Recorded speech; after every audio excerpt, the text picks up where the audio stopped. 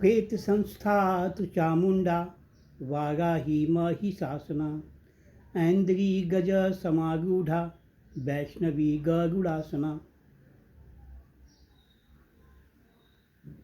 प्रिय आत्मबंधु,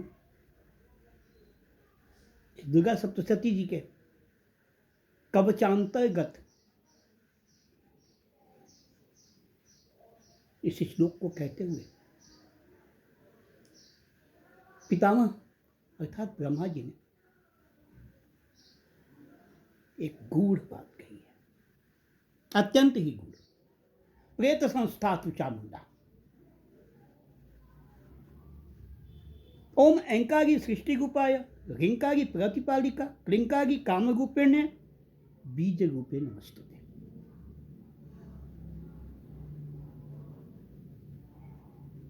यह तो निश्चित है कि चामुंडा अर्थात जिन्होंने चंड के मुंड को धारण कर रखा है, जिन्होंने महिषासुर के मुंड को धारण कर रखा है, जिन्होंने रक्त बीज के मुंड को धारण कर रखा है। ये रक्त बीज कौन है? ये चंड कौन है? ये महिषासुर कौन है? मित्रों, प्रत्येक श्लोक का शब्दार्थ होता है, भावार्थ होता है एवं तत्वार्थ भी होता है, और तत्वार्थ के अंतर्गत ही योगार्थ होता है।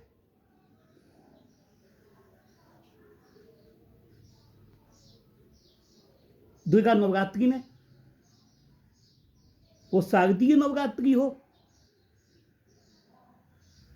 चारों की चारों नवरात्रि में, गुप्त नवरात्रि में भी और दोनों नवरात्रि में भी जिन देवी की पूजा करते हैं उसे तंत्रोक्त विधि से पूजन करना कहते हैं। और तंत्र क्या है?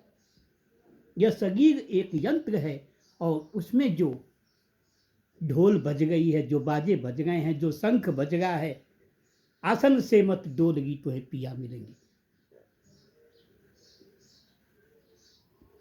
जो ढोल बज रहा है, जो बाजे बज गए हैं, जो मृदंग बज रहा है, जो शंख बज रहा है, जो बोल रहा है, तो तंत्र है। इस यंत्र के भीतर तंत्र बोल रहा है। इस यंत्र रूपी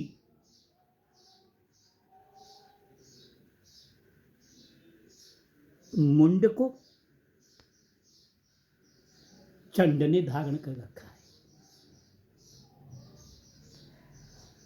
इस चंड रूपी यंत्र को मुंड ने धारण कर रखा है। यदि हम अधोगामी हैं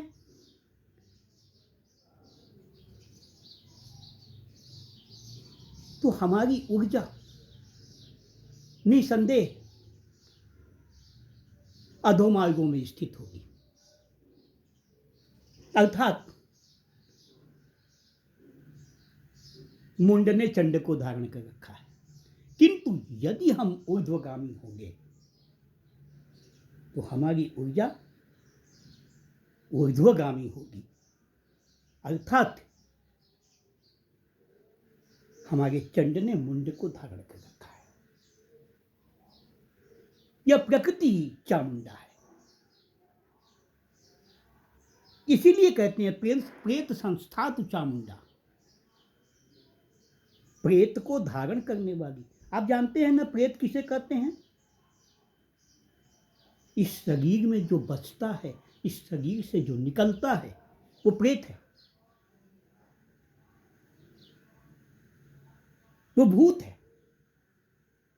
पंच महाभूत में जो है वो भूत है। उस पंच महाभूत को जो चलाता है वो प्रेत है, और वह प्रेत गया गया तो गया। जब प्रेत गया जाता है तो विष्णु कमलों में गया अर्थात हमेशा के लिए चला जाता है। इसीलिए कहते हैं कि ऐन्द्री गज समारूढ़ा, वैष्णवी गरुड़ासन। पर प्रेत संस्था तो चामुंडा, शरीर रूपी प्रेत पे जो बैठी हैं, शरीर रूपी प्रेत में जो बैठी हैं, इस पंच महाभूत रूपी यंत्र में जो बैठी हैं, इस पंच महाभूत रूपी यंत्र पे जो बैठी हैं, वो तंत्रात्मिका देवी चामुंडा है। और वाराही महिषासुर। वाराही महिषासुर से तात्पर्य है भगवान विष्णु का वाराह स्वरूप की शक्ति। वाराह स्वरूप की शक्ति अर्थात वाराही। लोगों ने बहुत सी टिप्पणियां की हमारे भगवान विष्णु के वाराह अवतार के ऊपर। लोगों ने टिप्पणियां की कि वाराह अर्थात सुअर, जंगली सुअर। लेकिन ये वो कहना भूल गए कि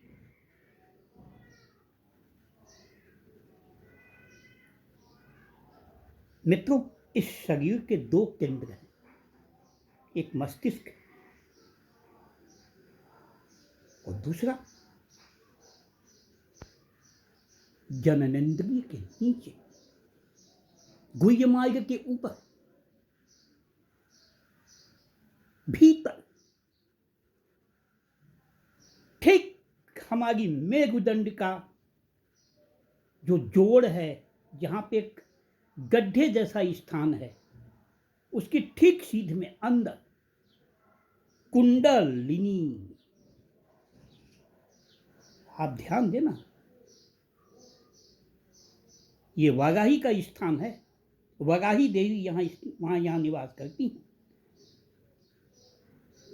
और इन वाराही देवी का कार्य क्या है?